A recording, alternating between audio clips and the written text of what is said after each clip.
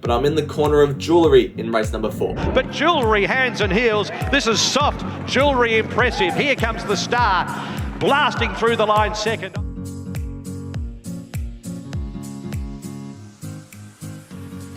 Hello everyone and welcome to this week's preview. We're back at headquarters at Flemington this week for a big meeting, 9-race card. Last week only one winner, which wasn't great, but looking to bounce back again this week, hopefully with some more winners. Race 1's the 2-year-old race, so I haven't done my full ratings yet. But race 2, Fillies and Mares, benchmark 78, 1400 metres. More Mum is the favourite at $5, just ahead of Apache Song, the 3-year-old filly at $6.50. Then Fancify, the last start winner, at $7. Then Ballet Reach, $7.50. And then you got 3 other horses in single figures. This was the last start run of Apache Song at Sandown in a 3-year-old fillies race won by Miss Aria. It was on the worst part of the track, and to still manage to finish second behind a really smart horse in Miss Aria, I thought was really, really good. In this race, Flemington I don't think is its track, but I've only got Apache Song and Fancify as the only 2 leaders in this race, so I think these 2 horses will get control, and I think Apache Song with the lightweight and Craig Newitt, who's a really good front-running rider, can win here. That race, Miss Aria race, rated well, so maybe to have Apache Song on top and 0.75 units the win on it. In for second, I've got Brazen Lady, should map well from gate 3. Damien Lane goes on this horse, it should be running well. Jenny Jerome in there for third, will be storming home from the back. Wouldn't be surprised at all if it won. Is over the odds at $12. And then in for fourth, Fancify. Last start winner should be with Apache Song all the way down the straight. But I like Apache Song, race number 2. Race 3 is a 3-year-old Quaddie over the 1600 metres. Craig is the favourite at $4. The last start maiden winner. Batoka Chief, another last start maiden winner, is at $4.80. Then we've got Some People Call Me for the Ma team at $6. The Shapers at $8. And Rise at Dawn, the toppy, is the only other horse in single figures at $9.50. We're going to take a look at the first up win of Craig. This was at a maiden at Bendigo, where it stormed down the outside to pull away to win by 4 1/4 lengths. Probably should have been more, but Luke Curry eased it up on the line. Luke Curry retains the ride here. I think from gate 5 it gets all the map favours, and to be honest, I think it's a pretty even race, so I wouldn't be surprised if any of these horses won, but I think Craig is the leading contender. Looks to be promising, progressive, and I'm happy to have it on top. In for second, Batoka Chief. This horse was a good winner first up in a maiden at Pakenham over 1600 metres. Damien Lane goes on. Luke Curry gets off to ride Craig. My only minor query with Batoka Chief is that it was scratched 2 weeks ago from Sandown, and now it's racing here, so maybe it had a little minor setback in terms of maybe it injured itself at some point, but I don't know. That's why I've got him for second behind Craig. Riverina Power, I think this horse is being overlooked again. $21, last start winner for Tom Dabenig, should be running well. And Triple Vision, roll forward from gate 10. Jayla Kennedy claiming 3 kilos, bringing it down to 53.5 kilos. It's a race fit horse, and I reckon it'll run well at $20. But I'm in the corner of Craig in race number 3. Race 4 is a benchmark 84 over the 25-20 metres. Quantum Cat has been well backed early as the favourite for Chris Waller at $2.70, ahead of Merzan, also for Chris Waller, drifting out to $4.20, and then Berkshire Breeze holding pretty solid at $4.40. This was the last start win of Berkshire Breeze at Cranbourne. It settled out in front, started $1.30 and won impressively. This horse, drawing gate 2 on the weekend, should get a good run with Ethan Brown in the saddle. Third up to the 2500 metres is what this import wants, in my opinion. So I reckon it should be running well. Its first up run at Caulfield over 2,000 behind Desperado was really good as well. Only minor reservation is that it's had 5 weeks between runs. I think it's had a jump out in between runs, so it's not like it hasn't lost fitness, but just I would have liked to have seen it run in a race just so I know that I'm having a sound horse on top. But Berkshire Breeze, I think, is top rated for me, so I'm happy to have it on top. Roaring Engine in for second, not necessarily the best form, but carries 50 kilos over the 2500 here for Tatum Bull. Third last start, carrying a big weight behind Verifier at a Wednesday meeting at Sandown. It should be running well. In for third, I've got Queen Air, 1600 up to 2500 metres. I see as a positive. Gate 5, Fred Kersley will get a good run will be running well, and the Genius will be well suited to Flemington racing in my opinion. Gate 11 will be storming down the outside with the 54 kilos, but I'm in the corner of Berkshire Breeze. Hopefully it can take out race 4. Race 5 is a 3-year-old Quaddie over the 2,000 metres. Steel Run is the $5 favourite, ahead of Lady in Pink, the last start winner, at $7. Then we've got $7.50 for both Aztec State and Zambezi Khan, and well-backed Burlington Gate as well into $9.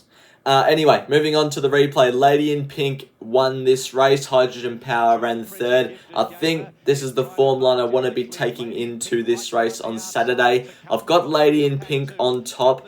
This race was over 1,600 metres, so 2,000 minor query, but the way it won this race, I don't think 2,000 will be a problem. Jayla Kennedy goes on, claiming 3 kilos, which I think only helps its chances, brings the weight down, drawn out a tad wide, but hopefully he can get to the 3 wide line on speed to midfield, and I think this horse can go back to back here. Lady in Pink, I've got it on top, just ahead of Hydrogen Power, who I know gets the 2,000 metres. Gate 2 will get a good run for Dean Yendall. It can most definitely win. Steel Run in there for third for Mick Kent. This horse, 3 wide no cover last start, was brave behind Aztec State. Probably deserves favouritism, but has had a bit of a freshen up / let up since then, so maybe it's done something to itself, like injured itself or something that's led to that, but I'm not too sure. We'll see what it does on Saturday. And Cotton Tree, I was expecting a bit more last start on soft ground, but Damien Lane goes on this time. I'm in the corner of Lady in Pink and Hydrogen Power in this race, race 5. Race 6 is a benchmark 100 over the 2,000 metres. Silent Sorrente is the favourite at $3.90 at the moment, just ahead of Political Debate at $6. And we've got longer odds the rest. Silent Sorrente, this was its last start run in the Centaurea Stakes over there in Adelaide behind See What I See. Got really close to See What I See, which not many other horses have been able to do in See What I See's preparation. This preparation, on Saturday, Silent Sorrente draws gate 3, has the 53 kilos. Linda Meij is a brilliant front-running rider, so I think this horse deserves to be on top. It has to be on top. Only query is that it's off a 6-week break. I've said this with a couple of horses today, but I don't like horses off a bit of a freshen up. They might need the run. In terms of Silent Sorrente, I just think it's the best horse in the race with the weight it's got to carry, so I'm happy to have it on top. In for second, I've got Cadre du Noir. I think this horse could be a sharp improver. First up this preparation, finished 7th, only 2.5 lengths off a tissue in the Blamey Stakes. That horse will be winning this race and starting, probably $1.50. Draws gate 1, Celine Gaudre claims 1.5, back on a good track. I reckon Cadre du Noir can improve. Milford in for third, good last start winner. Draws gate 6 for a good run, has to carry the weight though, and Virtuous Circle in there for 4th. Will be better suited up to the 2,000 metres, but I'm in the corner of Silent Sorrente in race 6. Race 7 is a 3-year-old Quality over the 1,100 metres. This is very rare to see. We've got 3 equal favourites and all at $8. Carbonados, $8, Le Parain, $8, Right to Party, $8. Then you've got $9 for both Steel City and Bossy Nick, and, well, longer odds the rest. This was the last start jump out of Prince Zero. This horse is currently 30-1. Carries the 54.5 kilos on Saturday. I'm having units on it. Dan Stackhouse rides. As I said last week, usually when me and Stacky combine and I have units on him, he usually gets the job done, and that was proven again through Jewellery last week. This was a nice piece of work. This horse was meant to run 3 weeks ago at Flemington, but it got scratched. I think they want to find a firm track with this horse. I think it was a soft 7 that day. It was accepted for Flemington and got scratched. Has been running on soft tracks in its jump outs, but I think that's just because there's been no good track jump outs recently. So I think Prince Zero, gelded, decent form last preparation, gate 13 down the straight, tick, Dan Stackhouse, tick. I reckon it's way over the odds, and I'm more than happy to have it on top. In for second, Namesake. This horse is also gelded. Kieran Ma trains, gate 10. Should be running well. Steel City at its best will win, but just not sure how well it's going, or if it was just a boom 2-year-old filly and now it hasn't transferred into older times. So Steel City in for third can win, but I'll need to see it do it first. And then in for fourth, who have I got in for fourth? Bossy Nick, gate 14. Good gate down the straight. Damien Lane riding gives me confidence as well. It'll be running well, but I like Prince Zero at a bit of a price in race number 7. Race 8 is a benchmark 84 over the 1400 metres. LOU number 20 is the favourite at $4.60, ahead of Talbragar, who's at $6. Rheinberg's at $7.50, then extra 2s at $8.50, and we've got longer odds the rest.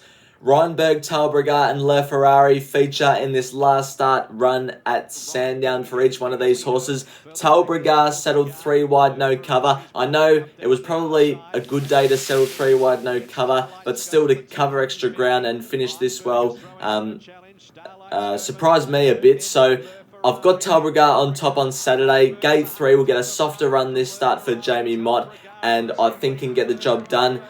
Well, this horse is a full brother to Lofty Strike, and I mean, it's 6 from 11 in his career. I think it's a very progressive horse and can be getting the job done, getting back to winning ways on Saturday. Rheinberg in for second. It's due for a win as well. Also will run well. Gate 2, Dan Stackhouse.